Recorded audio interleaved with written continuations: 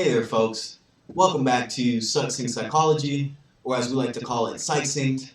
My name is Jaia Hendrickson, and in this video, I'm going to be continuing where I left off in my last video, covering Chapter 4 in the Principles of Social Psychology. So right here at the social self, the role of the social situation. And in this video, we'll consider in more detail the social aspects of the self by considering the many ways that the social situation determines our self-concept. The self has meaning only within the social context, so it's not wrong to say that the social situation defines our self-concept and our self-esteem. We rely on others to provide a social reality, to help us determine what to think, feel, and do. Now, social comparison occurs when we learn about our abilities and our skills, the appropriateness and validity of our opinions, and about our relative social status by comparing our own attitudes, beliefs, and behaviors with those of others. Downward social comparison occurs when we attempt to create a positive self-image of ourselves through favorable comparisons with others who are worse off than we are.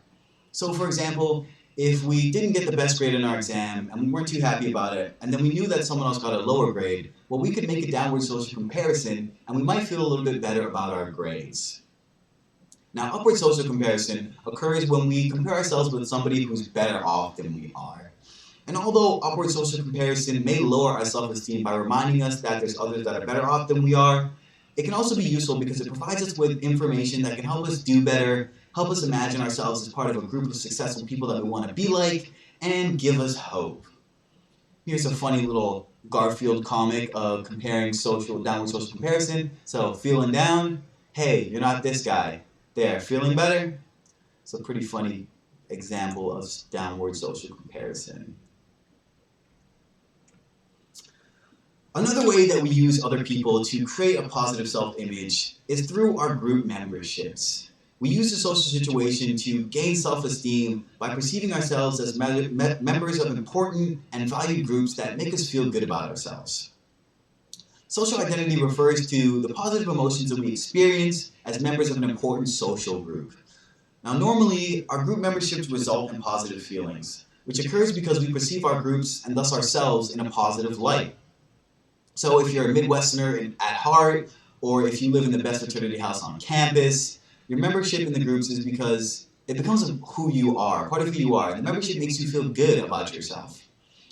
And while many categories, identities that are most accessible to us will vary day to day as a function of the particular situation that we're in. So seeing the U.S. flag outside of the post office may remind us of our national identity, whereas walking across the campus and seeing the football field might remind us of our identification with college. Identity can also be heightened when our identity is threatened by conflict with another group. So, say during an important sports game with another university. And each individual has multiple potential social identities, including school and religious groups, preferred sports and hobbies, and many other social groups, each of which has potential to be a source for social identity.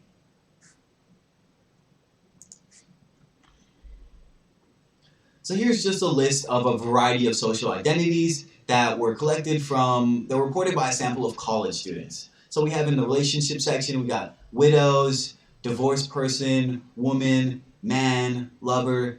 In vocation and avocation, we have intellectual, bookworm, military veteran, student. In political affiliation, we have feminist, political independent, Democrat, Republican. In stigma, we have welfare recipient, unemployed person, homeless person. In ethnicity and religion, we have Jewish, Christian, Catholic, Southerner. So this just gives you an idea of the large list of social identities that people can draw as a source of their own social identity.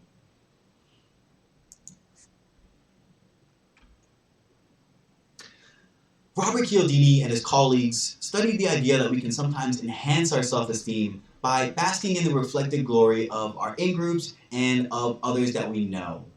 And they called this basking process burgeoning. And so to test this idea, they observed the clothes and clothing accessories that students at different universities wore to class on Mondays. And what they found was that when the university's football team had won the game on Saturday, the students were likely to emphasize their membership by wearing clothes such as sweatshirts and hats that had symbols of the university on them.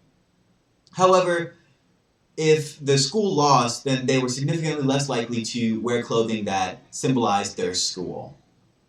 And furthermore, in a study in which participants studies from a university, we asked students to describe their victory by the university and the team. And they were more likely to use the term "we" when they were describing a victory. Whereas when they were asked to describe a game in which the school lost, they were much less likely to use the term "we."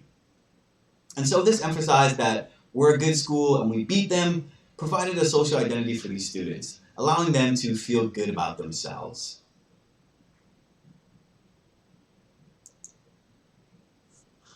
Now, cultures also influence behavior, and that's through its influence on the self-concept. Western individualistic people generally use techniques of self-presentation to stand out and express themselves as better than others, whereas Eastern collectivist individuals are more likely to gain status and self-esteem by conforming to the norms of the group. And this supported the idea that people from Eastern cultures are less likely to need to self-enhance. And Hein and Lehman found that Japanese students were more critical of themselves, and so they had a greater discrepancy between their ideal self and their actual self in comparison to Canadian students. But yet at the same time, the Japanese students were less distressed by these discrepancies.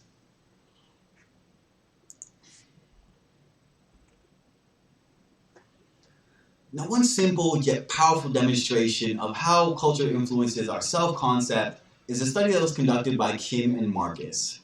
And in this study, participants were contacted in the waiting room of a San Francisco airport, and they were asked to fill out a short questionnaire by the researcher.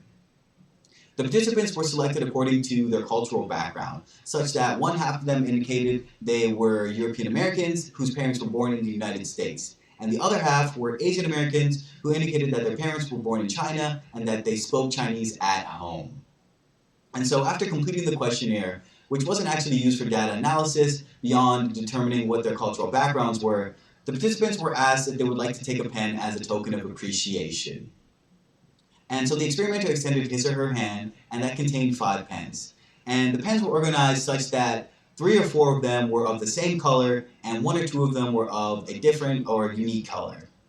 And as shown in figure 4.7 here, and consistent with the hypothesized preference for uniqueness by Western but not Asian cultures, the European Americans preferred to take a pen with the more unusual color, whereas the Asian Americans participants preferred one with a more common color. Alright folks, this is going to conclude my series videos on Chapter 4 in Principles of Social Psychology. Some of the things we went over on the self were the cognitive self, so the self-concept, the feeling self, self-esteem, and the social self, so the role of the social situation. I hope you guys learned a good few things, and I'll see you guys next time.